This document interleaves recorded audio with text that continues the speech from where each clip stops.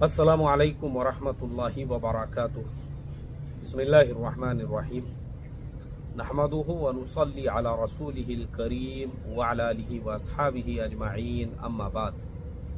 मोहतरम भाइयों, बुजुर्गों, दोस्तों, देखो, इस उन्वान पे मैं कोई वीडियो नहीं बनाना चाहता हूँ, क्योंकि मैं इससे पहले 101 से ज़्यादा वीडियोस इस उन्वान पे बना चुका हूँ कि देखो, किसी के भी भरोसे पे इन्वेस्टमेंट मत करो। इंडिया में इस तरह के रोज़ाना कई वाक़यात होते हैं कि लोग किसी पहचान वाले के भरोसे पे, लोग किसी रिश्तेदार के भरोसे पे, लोग किसी कंपनी के भरोसे पे, लोग हलाल इन्वेस्टमेंट के भरोसे पे लाखों रुपये, करोड़ों रुपये लगा देते हैं और फिर उसके बाद में पता ही चलता है कि वो जनाब आपको टोपी पिना के जा चुके हैं। मैं इससे पहले कई वाक़यात आप लोगों को सुना चुका हूँ कि देखो, मार्केट के अंदर आपके वालिद मोहतरम का कोई नौकर नहीं बैठा हुआ है आपको कमा के देने के लिए। यहाँ कोई किसी को कमा के देने के लिए नहीं बैठा है, यहाँ पे सब एक दूसरे को लूटने के लिए बैठे हुए हैं, लेकिन हम लोग समझने के लिए तैयार नहीं हैं। और मुझे मजबूरी में ये इसलिए बनाना पड़ रहा है कि मैंने परसों अपने एक वीडियो के अंदर उस वाक़ये का तस्करा किया जिसमें पालनपुर के अंदर मदरसे के कई असातिज़ा को, मुअल्लिमीन को और वहाँ के हमारे जो दीनदार भाई हैं उन लोगों को शिकार बनाया गया। तो मैंने सिर्फ मुख्तसरन उसका तस्करा किया था, लेकिन मेरे जिन उस्ताद मोहतरम ने मुझे वो सेंड किए थे, उन्होंने मेरे से ये दरख्वास्त की कि भाई आप इसके ऊपर एक तफसीली वीडियो बनाइए। आपने सिर्फ सरसरी तौर पे उसका तस्करा किए। उम्मत को आगाह करना ज़रूरी है, उम्मत को बार बार आगाह किया जा रहा है, उम्मत समझने के लिए तैयार नहीं है। अब वाक़या क्या है, पहले भाई वो आपको बता देता हूँ कि एक साहब किसी मदरसे में पढ़ाते थे और मदरसे में पढ़ाते पढ़ाते उनके जहन में, उनके दिमाग में, उनके माइंड में, उनके ब्रेन के अंदर एक फार्मूला आया। और वो जो फार्मूला था वो ये था कि भाई उलामा के लिए कुछ किया जाए। आज आपको मार्केट में ऐसे बहुत लोग मिलेंगे जो ये कहेंगे उलामा के लिए कुछ किया जाए, उलामा के लिए कुछ किया जाए, उलामा को उनके पैरों पे खड़ा किया जाए। ऐसे ही ये फार्मूला उनके भी जहन में आया कि भाई उलामा को साथ में लेकर जो है ना, हम कुछ ऐसा कारोबार करेंगे, कुछ ऐसा बिजनेस करेंगे, कुछ ऐसी तिजारत करेंगे और फिर सब मिलके जो है उस कारोबार को आगे बढ़ाएंगे और सबकी उसमें पार्टनरशिप होंगी और सबका उसमें हिस्सा होगा। ऐसी जो चीज़ें हैं ना, कई शहरों में शुरू होके बंद हो चुकी है। मेरा इस पे वीडियो है, आप पुराना वीडियो मेरा तलाश कीजिए। औरंगाबाद के अंदर किसी साहब ने ये फार्मूला पेश किए थे। बोले वो 30-30 हज़ार रुपये लगाइए और उन्होंने बड़ा अजीमुशान इजलास भी लिए वहाँ पे। 30-30 हज़ार रुपये लगाइए और उसके बाद में बोले वो किसका कारखाना बनाने वाले थे, टाइल्स का कारखाना बनाना है, बोले उसमें इन्वेस्टमेंट कीजिए। चलो 2 साल हो चुके हैं इस वाक़ये को। मेरी दरख्वास्त है, अगर औरंगाबाद से कोई मेरे इस वीडियो को सुन रहा होगा वो नीचे कमेंट करके बताए टाइल्स का कारखाना कहाँ तक पहुँचा, कितने उलामा ने उसमें इन्वेस्ट किए। ऐसे इजलास लेने से, ऐसे जलसे करने से और इस तरह की बयानबाजियाँ करने से और बड़े बड़े जो है ना, खाली अखबारात के अंदर खबरें छपवाने से काम नहीं होता है। काम ग्राउंड लेवल पे करना पड़ता है। उसके लिए गवर्नमेंट रूल्स रेगुलेशंस के हिसाब से चलना पड़ता है। नाना का खेत नहीं है ये, मैंने पढ़ा वो सारे डिटेल्स। बोले फुराने 2 उलामा को जिम्मेदार बनाया गया है और पैसे का पूरा हिसाब किताब उनके पास रहेगा। क्यों पैसे का पूरा हिसाब किताब क्यों उनके पास में रहेगा? अरे भाई, जब आप इंडिया में कोई काम कर रहे हो, गवर्नमेंट रूल्स रेगुलेशंस, देखो अभी फिलहाल मैं कुआलालंपुर में बैठा हूँ। अब मैं आपको मेरे बारे में बता देता हूँ। मैं सिंगापुर के अंदर अभी मुझे कंपनी रजिस्टर्ड करना है, सिर्फ और सिर्फ इस वजह से ताकि हमारे जो पैसों के लेन देन वगैरह होते हैं वो हमारा सिंगापुर बैंक अकाउंट के थ्रू हो, हमारी कंपनी सिंगापुर की कंपनी कहलाए। अब मुझे आप बताओ, खाली इतने से काम के लिए क्या, जबकि इंडिया में ऑलरेडी मेरी कंपनी रजिस्टर्ड है, इंडिया में ऑलरेडी मेरे कंपनी का बैंक अकाउंट है, सब चीज़ें हैं इंडिया के अंदर, फिर मैं यहाँ पे क्यों आया हूँ? जबकि इंडिया के अंदर भी जो है ना भाई, बगैर बैंक के मैं हवाले से भी मेरा काम करा सकता हूँ। मैं आपको बता दूं, इंडिया में अगर आप लीगली कोई काम करना चाहते हो ना, उसके लिए तकलीफें आती है, कोई मसला नहीं है उसमें, थोड़ा सा टाइम लगता है, कोई मसला नहीं है उसमें, लेकिन अगर इलीगल तरीके से करना चाहे बहुत आसानी से होते हैं, करोड़ों के लेन देन हवाले से होते हैं, करोड़ों के अरबों के होते हैं। लेकिन चूंकि अपने को काम पायेदार करना है, 1-2 दिन जुम्मा 8 दिन का काम नहीं है अपने को बहुत बड़ा काम करना है आगे, क्योंकि 100 करोड़ रुपए का इन्वेस्टमेंट करने के लिए एक कंपनी मेरे साथ में खड़ी हुई है। तो इसके लिए हमको सारे काम जो है ना वो बुनियादी तौर पे मजबूत करना पड़ते हैं। इसके लिए मैं सिंगापुर के अंदर काम कर रहा हूँ, वहीं पर मैं था और वहीं से मैं इंडिया गया और अभी वहीं जाने वाला हूँ। तो क्यों हम यहाँ पे बैठ के इतनी मेहनत इतनी मशक्कत कर रहे हैं, ताकि लीगल तरीके से आपका जो भी काम हो गवर्नमेंट रूल्स के हिसाब से। अच्छा, सिंगापुर मैंने क्यों चुना? मैंने इससे पहले कहा कि मैं दुबई भी गया, बाद में मैंने तहकीकात किया तो पता चला कि सिंगापुर और इंडियन गवर्नमेंट के बीच में जो है ना एक एग्रीमेंट है दोनों के भी दरमियान में। और वो जो एग्रीमेंट है उसके तहत में अगर आप सिंगापुर गवर्नमेंट को टैक्स पे करते हो तो आपको इंडियन गवर्नमेंट को पे करने की जरूरत नहीं है। ये सब मालूमात लेना पड़ती है। ये नहीं है नाना का खेत है अपना ऐलान कर दिए, हमारे रफीक भाई और शफीक भाई दोनों मिलके खजानची रहेंगे और पैसों का पूरा हिसाब किताब ये रखेंगे। बाप का माल है तुम्हारे, नाना का माल है ये, रफीक और शफीक पूरा हिसाब रखेंगे। अरे ऐसे हिसाब किताब नहीं रखे जाते हैं भाई। उसके लिए बाज़ाब्ता पहले कोई फर्म कोई कंपनी गवर्नमेंट रजिस्टर्ड करना पड़ती है, उसका पैन कार्ड बनाना पड़ता है, उसका बैंक में अकाउंट बनाना पड़ता है और बैंक अकाउंट के थ्रू सारे काम करना पड़ते हैं और हर साल उसकी बैलेंस शीट बनाना पड़ती है। गवर्नमेंट को पूरा हिसाब किताब देना पड़ता है कि आप उस कंपनी के अंडर में टाइल्स का बिजनेस कर रहे हो या ईंटों का बिजनेस कर रहे हो और आपने जो फंडिंग जमा की है वो लीगल है या इलीगल है। हम लोगों को मालूम ही नहीं है ना, कायदे कानून गवर्नमेंट के रूल्स रेगुलेशन कुछ मालूम नहीं है हम लोगों को ये सारी चीजें। और अगर मेरे जैसा आदमी आप लोगों को जगाने के लिए जाए, जैसे मैंने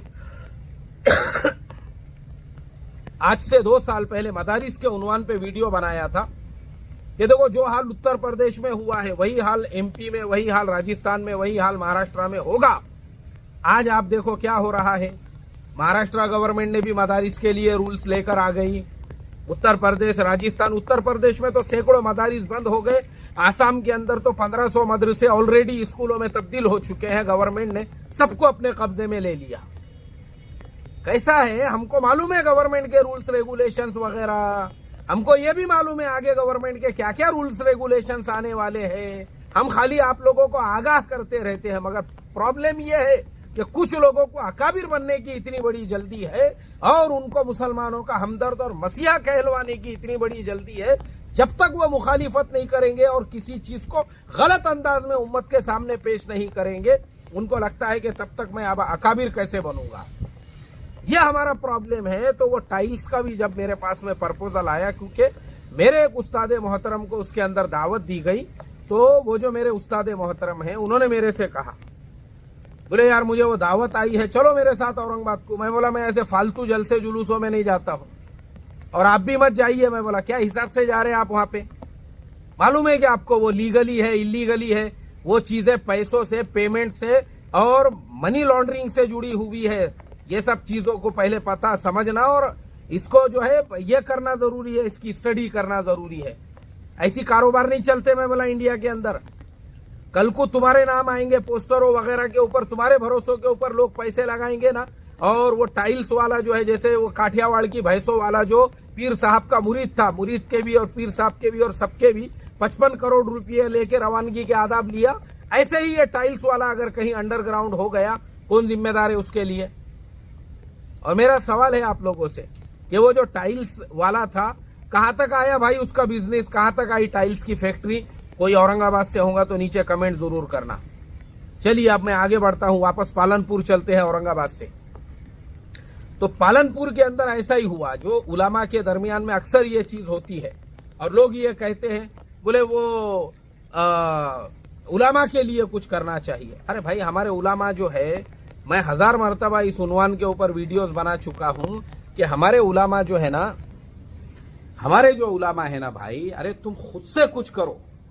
ये जो इज्तिमाई तौर पे करने का है ना, फिर गवर्नमेंट रूल के हिसाब से करो ना।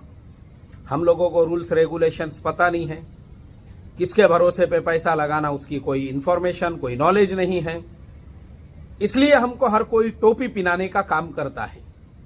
और ऐसे ही उसने किया, उलामा के लिए कुछ करेंगे। अब लोगों को फॉर्मूला बहुत अच्छा लगा। देखो फॉर्मूले जो है ना पेपर पे बनाना बहुत अच्छे लगते हैं, बहुत अच्छे लगते हैं फॉर्मूले। अभी मैं आपको उसकी भी एक मिसाल देता हूँ। अभी जैसे मेरे नाना का इंतकाल हुआ, मेरे अब्बा का, एक रिश्तेदार हमारे एक शहर में रहते थे बम्बई में, तो उनको जो है बार बार हम लोग फ़ोन लगा रहे थे, मेरे बच्चों ने बार बार फ़ोन किए, तो बाद में उन्होंने रिप्लाई दिए 3 दिन के बाद। बोले यार मैं वो खेड़े गांव में आता तो मेरा रहने का इंतज़ाम कहाँ से रहता था। मैं बोला आपने बोले नहीं, आपके आने के पहले एक 5 स्टार होटल गांव में बना देते थे, आपके जाने के बाद वही 5 स्टार होटल जो है किसी को सदका दे देते थे या उसको धर्मशाला में तब्दील कर देते थे ताकि आपके जाने के बाद में आने जाने वालों को वो काम आ सके। बोले नहीं आपने, बोलने को पैसे नहीं लगते, बोलना बहुत आसान है। बोले यार मैं कैसे आता था उस खेड़े गांव में। मैं बोला आपने बोले नहीं, आपके आने के पहले एक एयरपोर्ट भी बना देते थे, आपके जाने के बाद बच्चों को जो है वो गांव वालों को डोनेशन कर देते थे कि भाई बच्चे यहाँ पे क्रिकेट खेले बोलकर उस एयरपोर्ट के रनवे के ऊपर। देखो बोलना बहुत आसान है, फॉर्मूले जो है ना फॉर्मूले उसको पेपर पे उतारना बहुत आसान है, उसको जमीनी लेवल पे लाना बहुत मुश्किल है। और हम ये चीजें समझते नहीं हैं और हम क्या करते हैं भरोसे में। अच्छा भरोसे पे हम कैसे आते हैं वो भी मैं आपको बताता हूँ। जुब्बा देखकर मैंने क्या कहा, ये सब जो है ना जाले है, जाले हमारे जमाने में ये सब ट्रैप है, ये ट्रैप जाले। जुब्बा, मीठी मीठी बातें, भरोसे में लेना, लोगों को एतमाद में लेना। वो हजरत थानवी रहमतुल्लाह अलैह की किताब में मैंने एक वाक़या पढ़ा था कि औरंगज़ेब आलमगीर रहमतुल्लाह अलैह के ज़माने में कोई उनके पास में जो है ना कोई उनके पास एक बहरूपिया था, वो उनके पास में कुछ हदिया वगैरह लेने के लिए पहुंचा। यानी उसको पता चला कि औरंगज़ेब आलमगीर रहमतुल्लाह अलैह वो अल्लाह ताला ने उनको बादशाह वक्त बना दिया है, तो ये भी पहुंचे वहाँ पे। तो हज़रत औरंगज़ेब आलमगीर रहमतुल्लाह अलैह ने कहा ये ऐसे बहरूपियों को हमारे पास कोई ख़जाने में जो है गुंजाइश नहीं है इनके लिए, चलो हकालो निकालो बोले इनको यहाँ पे। अब वो बहरूपिया को वहाँ से निकाल दिया गया और उसका जो डिमांड था वो कुछ 5,000 रुपया मांग रहा था उस ज़माने के हिसाब से, यानी जो भी उसकी उस ज़माने की करेंसी होगी। अब उस बहरूपिया ने कहा कि मैं हज़रत औरंगज़ेब आलमगीर रहमतुल्लाह अलैह ने मुझे 5,000 नहीं दिए, अब मैं इनको तो 5 क्या 50 देने लगाऊंगा बोले। अब देखो बोले मैं कैसा फॉर्मूला इस्तेमाल करता।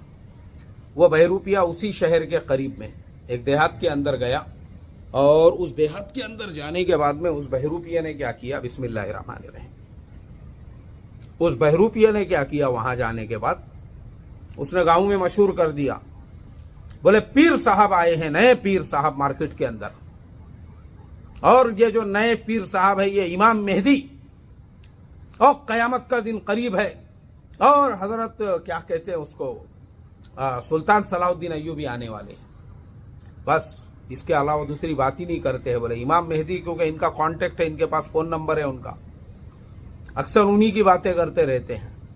उम्मत को डराओ। उम्मत का मसला भी ये है, अगर आप उम्मत को जैसे मसाइल मैं बताता हूँ तिजारत के, मुआशरत के, मुआमलात के, कुछ भी बोलते बोले यार वो, यानी आपने देखे होंगे ना मुआमलात की लाइन से अक्सर मैं बोलता हूँ जुम्बे की लंबाई कोई अहमियत नहीं रखती है। आपकी टोपी कहाँ की है, ये जैसा मेरी मलेशिया की है, मलेशिया की टोपी है आपकी, आप जो है कितने दानों की, वो जैसे मैंने रमज़ान में एक वीडियो शेयर किया था, वो हज़रत के पास 10,000 दानों की तस्बीह थी, वो कितनी लंबी दानी है वो मायने नहीं रखता। आपके मुआमलात कैसे है, मुआशरत का इस्लाम है कि आपके पास। तो लोग क्या बोलते हैं, नहीं नहीं ऐसी ये दीनदारों के पीछे पड़े हुए है, बोले ये दीनदारों को टारगेट बना के बोलते रहते। अरे हम दीनदारों को नहीं बोलते, तुम दीनदार है, किसने सर्टिफिकेट दिया रे भामटो तुमको? जुब्बा पहने तो दीनदार समझ रहे अपने आप को, टकला कर लिए मेरे जैसा रगड़ा मार के दीनदार समझ रहे अपने आप को, उससे दीनदार नहीं बनता आदमी। चोले जो है ना लोगों को ट्रैप में लेने के लिए भी लोग इस्तेमाल करते हैं, हर लाइन के लोग।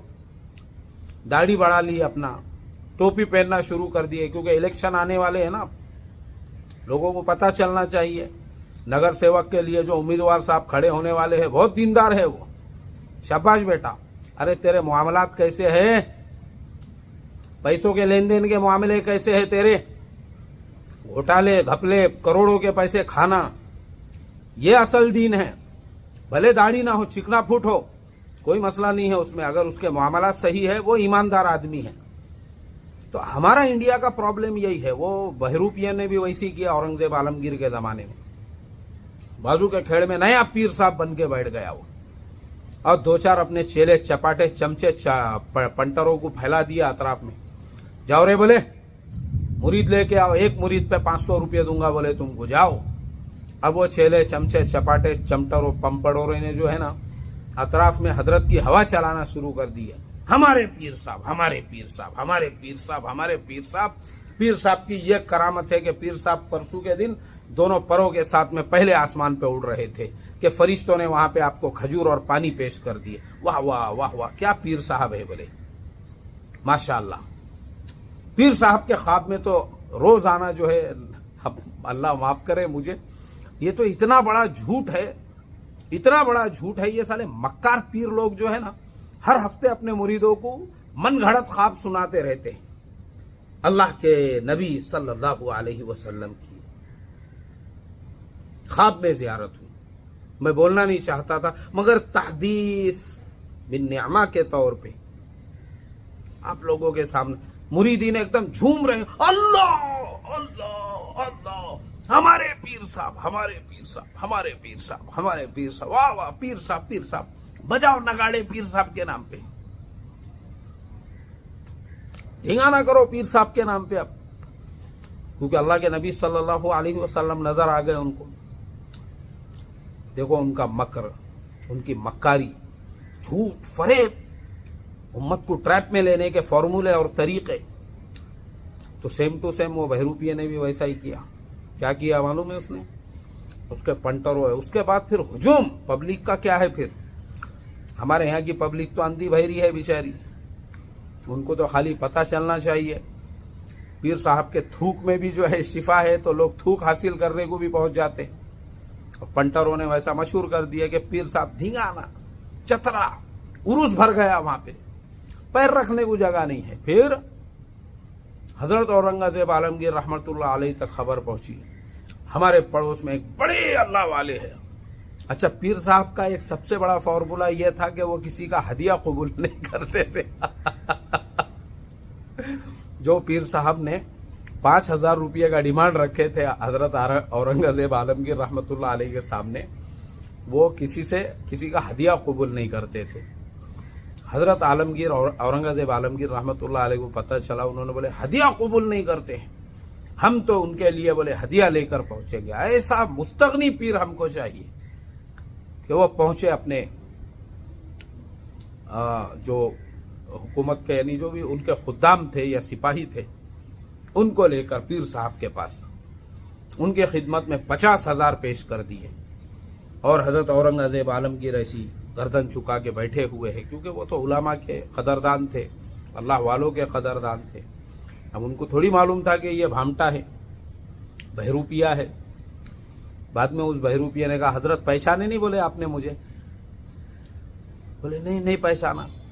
याद है बोले मैं 5,000 रुपये के लिए आया था, आपने बोले मेरे पास बेहुनर लोगों के लिए कोई हमारे पास मद नहीं है, कोई हुनर है तुम्हारे पास? बोले देखिए हजरत, यह है बंदे का हुनर। गांव क्या गांव को मुरीद बना लिया। बोले चाहता ना अशरफियों के ढेर लगा सकता था यहाँ पे, मगर चूंकि मैं भी प्रोफेशनल हूँ, धंधा है ना मेरा, मैं अपने धंधे के साथ में क्यों अल्लाह वालों की जो ओरिजिनल अल्लाह वाले हैं, डल्ला वाले नहीं, डल्ला वाले तो 20-20 करोड़ की मस्जिदें बनाने में लगे हुए हैं। जो ओरिजिनल अल्लाह वाले हैं, ओरिजिनल अल्लाह वाले, वो मुस्तगनी होते हैं। अब हमारे एक्टिंग में ये भी शामिल था कि पब्लिक को ये बताया जाए हजरत किसी का हदिया कबूल नहीं करते, इसके लिए बोले मैंने इसको भी शामिल किया। किसी का हदिया कबूल नहीं किया, नहीं तो थैले भरता था बोले मैं अशरफियों के, मगर ओरिजिनल अल्लाह वालों की निस्बत खराब होंगी, इसके लिए ये आपके भी 50,000 में ठुकरा देता हूं, बस मेरे 5,000 मुझे दे दो। बोले तुम सिर्फ वो 5,000 के लिए मुझे इतने सारे भानगढ़ करना पड़े, इतने सारी चीजें करना पड़ी। देखो ये होते हैं अल्लाह वाले ओरिजिनल, ये नहीं है हमारे जमाने के अंदर। तो हम लोग क्यों आते हैं ट्रैप के अंदर, उसका एक सबसे बड़ा रीजन यही है। हमारे ट्रैप में आने का रीजन यही होता है कि ऐसे मक्कार लोग लुबादे ओढ़कर और मीठी मीठी बातें करके हमारे सामने आते हैं, और हमारे उस्ताद तफसीर और हदीस भी उनके मकर में आ गए। हजरत ने उस पर इन्वेस्ट कर दिए, बोले 39 लाख रुपये। उनको देखा था कि हजरत ने इन्वेस्ट किए, हजरत ने उसका, इसके 1 लाख, इसके 5 लाख, ऐसा करते करते जो है ना 1 करोड़ 14 लाख ऐसा कुछ फिगर है, वो कम ज्यादा हो रहा होगा। सबको उसने, और सारे उलामा बेचारे, हमारे उलामा, क्योंकि हम ऐसों के ही मक्कारियों में आते हैं ना। साफ बोलने वाला आदमी, आपको अकबर हाशमी के जैसे लोग अगर आपके सामने बात करेंगे, वो तो उलामा का मुखालिफ है, क्योंकि हम तो जगाने का काम कर रहे हैं ना। पहले से बोले हमने पेपर वगैरह सब बना के रखो, याद रखो अगला नंबर महाराष्ट्र।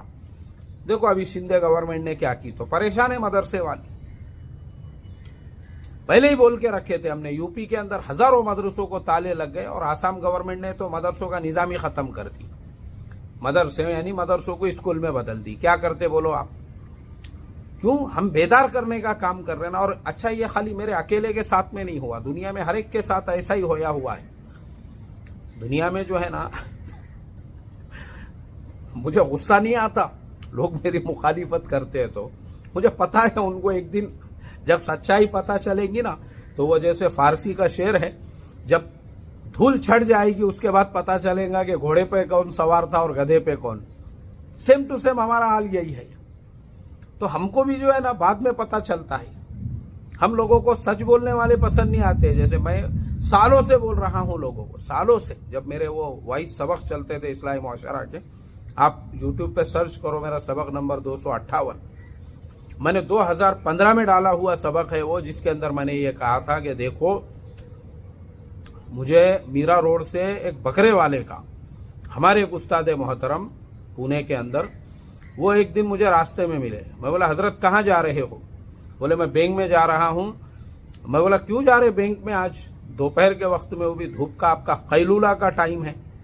बोले नहीं यार, वो तुमको मालूम नहीं है कि मीरा रोड के अंदर एक बकरे वाला है। बोले 30,000 रुपया लगाए तो 2,000 रुपया हर महीने पाबंदी से। अरे बहुत लोगों को मिल रहे, अपने रफीक, शफीक, शकील, जमील, सलीम, कलीम और पूरे आधे महल्ले ने डाला बोले पैसे, वहीं जा रहा हूं मैं। बोले मेरे नाम से 30,000 और बीवी के नाम से 30,000।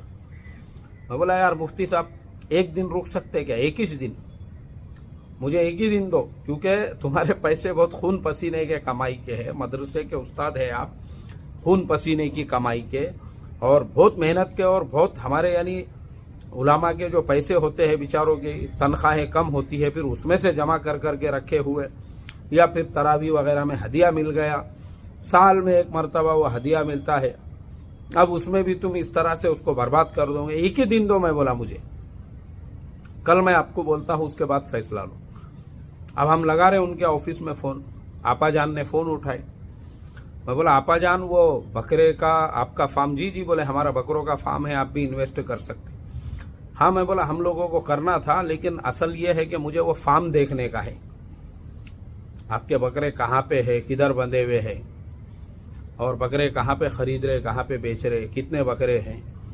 बोले मुझे इसके बारे में मालूम नहीं है, इसके बारे में तो हमारे जो मालिक है। मैं बोला मालिक साहब का नंबर दो। अब मालिक को फ़ोन लगाया मैंने, मालिक साहब ने फ़ोन उठाए। मैं बोला भाई अल्हम्दुलिल्लाह, मेरे साथ कई उलामा वगैरह जुड़े हुए हैं, मैं चाह रहा था कि बकरों के फार्म में पैसे लगाना। बहुत अच्छी बात है। बोले बिल्कुल लगाइए आप, आपको हर महीने 2,000 मिलेंगे, 30,000 रुपये। मैं बोला ठीक है, वो बात का मसला है, लेकिन शरीयत ये कहती है, बै क़ब्ल क़ब्ज़ का जो मसला है ना, वो यही है कि भाई आप किसी चीज़ में पैसा लगा रहे हो तो पहले देखो तो सही, वो चीज़ जो है वो हुबलुल हुबला का जो मसला है ना, लंबी चौड़ी उसकी बहसें हैं हमारी हदीस की किताबों के अंदर। तो वो मैंने कहा उनको, मैंने कहा भाई मैं बगैर देखे के कैसे पैसे लगाऊंगा, मुझे बकरों का फार्म बताओ। नहीं, बोले वो बकरों का फार्म तो कर्नाटका में है। मैं बोला कर्नाटका ज़्यादा दूर नहीं है, ये तो आप बोलो मीरा रोड आने का है तो। नहीं, मीरा रोड नहीं, बोले वो कर्नाटका में। मैं बोला कर्नाटका में नहीं, मणिपुर में रहने दो ना, इंडिया में है ना। 2 दिन 3 दिन 8 दिन, रिकाम आदमी हूं मैं। बोला काम धंधा तो है नहीं मेरे पास कुछ, जाके तुम्हारा फार्म देख के आ सकता हूं मैं। बोले अच्छी बात है, फार्म बताओ। मैं बोला कहाँ पे है, कितने बकरे हैं, क्या है। उन्होंने मेरा फ़ोन कट किए, नंबर ब्लॉक कर दिए। उसके बाद से लेके आज तक बस उसके 8 दिन के बाद में पता चला कि बकरे वाला पूरी कौम को बकरा बना के चला गया, और कौम जो है वो बोकुड़ और बकरों की तरह से मैं करती हुई बैठी हुई है। अल्लाह हिफाजत फरमाए। ये हाल है हमारा। अरे कितने बार बोलना भाई, कितने बार बोलना, कितने बार बोलना। मैंने क्या कहा, मैं इस उन्वान पे वीडियो बनाने वाला ही नहीं था। कितने बार। अच्छा, एक शहर का मसला नहीं है ना, एक शहर का मसला नहीं है ये। हर शहर में हर 8 दिन को ऐसा कोई वाकया सुनने के लिए आता है कि मुसलमानों ने फुलाने के पास। अरे मत लगाओ, अपना पैसा खुद इन्वेस्ट करो, खुद अपने पैसे को बढ़ाओ। देखो मैं आज शेयर मार्केट की लाइन में हूँ। 10,000 रुपये से शुरुआत किया था, आज 70 लाख से ज्यादा का मेरा कैपिटल सिर्फ शेयर मार्केट का है। उसी को मैंने बढ़ाते बढ़ाते बढ़ाते बढ़ाते बढ़ाते बढ़ाते बढ़ाते बढ़ाते जो लोग मेरे सबलिस्टिक पैटर्न के वीडियोस देखते होंगे, देखो मेरे सबलिस्टिक पैटर्न का जो लाइव ट्रेडिंग सेशन का पहला वीडियो है उसको और आखिरी वीडियो को देख लो, आपको खुद अंदाजा होगा। सबलिस्टिक पैटर्न बोर्ड आइम पे मैं सिर्फ 1 से 1.5 लाख के अमाउंट में करता था, अब 70 लाख के अमाउंट में करता हूं। यानी वो जो अमाउंट मेरा पहले वीडियो में था ना, उतना प्रॉफिट आज मेरे को रोजाना होता है। आप सोचो ना भाई, खुद का पैसा है, हमने खुद से किए। अब ये वीडियो बनाने का मकसद ये नहीं है कि मैं आप सब लोगों को शेयर मार्केट की तरफ लाना चाहता हूं या मेरे सबलिस्टिक पैटर्न या मेरे ज्वाइन बटन का एडवर्टाइजमेंट करना चाहता हूं। मुझे नहीं करने का है वो सब।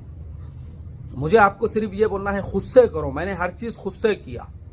मेरा टोपिया किताबों का भी कारोबार था, मैं खुद करता था। मैंने दूसरों के भरोसे पे आज तक कभी पैसा नहीं लगाया। मैं आपको ये साफ बोल देता हूं, क्लियर एकदम। क्यों लगाएंगे? हमारा अपना खून पसीने का पैसा है। अगर अपने हाथ से अपने तिजारत में नुकसान भी हुआ ना, कोई बात नहीं है, कोई गम नहीं है उसका। हमने एक नया एक्सपेरिमेंट किए थे, ठीक है, उससे हमको सबक मिला। लेकिन यार पूरा अपना पैसा 39 लाख रुपये, यहाँ हम 50 रुपये देते नहीं किसी को। ये मैं 5 रुपये तक याद रखता हूँ। मैं बात करता हूँ करोड़ों रुपयों की, लेकिन मैंने मेरे अब्बा से, मेरे नाना से ये सीखा हूँ। किसी दुकानदार की तरफ 5 रुपये भी रहना, 5 रुपये भी।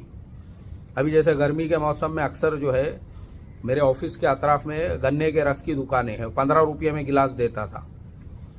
एक मरतबा मैंने 20 रुपये दिया, उसको बोले 5 रुपये छुट्टे नहीं हैं। मैं बोला मैं आऊँगा कल। अब दूसरे दिन इत्तेफाक ऐसा हो गया कि कुछ उलामा मेरे से मिलने के लिए आए, और मैंने उन लोगों को भी कहा, मैं बोला चलो तुमको गन्ने का रस पिलाता हूँ मैं। अब गए हम वहाँ पे, तो मैंने उसको कहा, मैं बोला भाई 4 गिलास गन्ने का रस दीजिए और कल के अपने 5 रुपये बाकी है। उसने बोला हाँ याद है मुझे। हाँ, मैं बोला कल के 5 रुपये और आज के कितने हो रही है, हिसाब लगाओ। तो वो साथ में जो मेहमान थे वो हंसने लगे, बोले यार 5-5 रुपये का हिसाब याद रखते तुम, बातें करोड़ों की करते। मैं बोला बराबर है, 5 रुपये क्यों छोड़ेंगे हम, 50 रुपये भी देते नहीं किसको ऐसी चीज। हाँ, सदका, खैरात, ज़कात में कभी पूरा हिसाब करके निकालता हूँ पूरा। और मेरी अहलिया मोहतरमा के पास रजिस्टर में पूरा लिखा हुआ होता है, वो डिपार्टमेंट उधर दे दिए हुआ है। सब मैंने मस्तूरात के हवाले किया हुआ हूँ, ज़कात का मेरा पूरा निज़ाम मेरी बहनों के हवाले। गाँव में मेरी एक बहन है, उसको मैंने बोल दिया हूँ, गाँव में कोई भी मोहताज मिस्किन तेरे पास आए, तेरी जिम्मेदारी है तहकीक करना और मुझे मैसेज करना, अमाउंट में ट्रांसफ़र कर दूंगा और फिर उसको रजिस्टर में हम लिख देते हैं। दूसरी बहन एक दूसरे बस्ती के अंदर है, मैंने उनको जिम्मेदारी दिया हुआ हूँ। यानी मुझे कभी किसी ने वहाँ से डायरेक्ट किसी मस्तूरात वगैरह ने फ़ोन किया, मैं बोलता जाओ वहाँ पे हमारी फलानी बहन रहती है, वो तहकीक करेंगी आप मुस्तहिक है, मोहताज है या नहीं है। ज़कात के मामले में हम एकदम क्लियर है। सदक़ात के मामले में अभी आप सोचो, मेरे नाना के नाम से मेरा रोज़ाना का जो प्रॉफिट मैं सदका निकाल रहा हूँ वो चीज़ें अलग है, लेकिन ऐसा फुकट में नहीं देता मैं। 5 रुपये भी नहीं, 50 रुपये भी नहीं। क्यों देंगे भाई? किसी के भरोसे पे क्यों इन्वेस्टमेंट करेंगे हम? बिल्कुल नहीं करेंगे। इसीलिए मैं हमेशा बोलता हूँ, मैं ये लोगों के जालों में नहीं आता, ना किसी पीर साहब की खानकाह में जाके उनका प्रवचन सुनता हूँ। मुझे मालूम है ये अल्लाह के फजल व करम से उतनी है हमारे अंदर भी फिरासत। तो देखो मैं इसके लिए इतनी दरखास्त करूँगा आप सभी लोगों से, अल्लाह के वास्ते। मैंने पहले क्या कहा, सर पटक के बोलूँ मैं आपको, बिस्मिल्लाहिर्रहमान, सर पटक के कि किसी के भरोसे पे इन्वेस्टमेंट मत करो बोल के। अरे मत करो भाई, कोई अपने अब्बा जान का नौकर नहीं बैठे हुआ है मार्केट। हम हो गए हैं सुस्त, काहिल, काम धंधा हो रहा नहीं हमारे से, दीन की मेहनत करने का है। लगा दो फिर उसके बाद फ्लैट बेच के, प्लॉट बेच के, धंधा बेच के, कारोबार बेच के, सब बेच के, क्यों? दीन की मेहनत करने का है ना। तूने ठेका ले लिया हुआ है, गुत्तेदार है तू दीन का। यानी नबियों से भी ज्यादा अब तू फिक्रमंद हो गया है, दीन की मेहनत करने का है ना तुझे। लगा फिर दूसरे के भरोसे पे, बस बैठ के दीन की मेहनत ही करने का है बोले अपने को। ये सब दिमागी खुराफात है, ये इसके अलावा कुछ नहीं है। हलाल रोजी के लिए जो मेहनत करोगे ना, उस पर भी सवाब मिलेगा आपको। समझ में आया?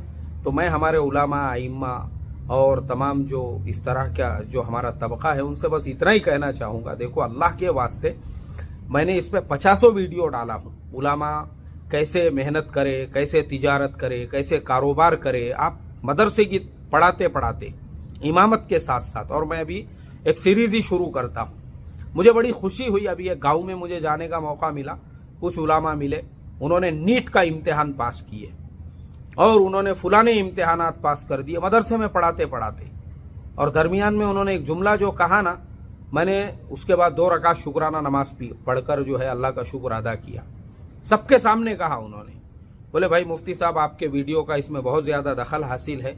आप जो हमेशा बोलते हैं ना, ये इम्तिहान दो, वो इम्तिहान दो, पढ़ाते पढ़ाते ये करो वो करो, हमको उससे बहुत ज़्यादा तरगीब मिली। मैं शुक्र अदा करता हूँ। ऐसे ही फिर मैं अब धंधे, कारोबार, बिजनेस के लाइन से भी आपको तदरीस छोड़ने की ज़रूरत नहीं, मदरसा नहीं छोड़ना है, इमामत नहीं छोड़ना है, वो करते हुए आप ये सब काम कैसे करते हैं, ठीक है? मगर किसी के भरोसे पे पैसा नहीं लगाना है, ठीक है? अस्सलामु अलैकुम व रहमतुल्लाहि।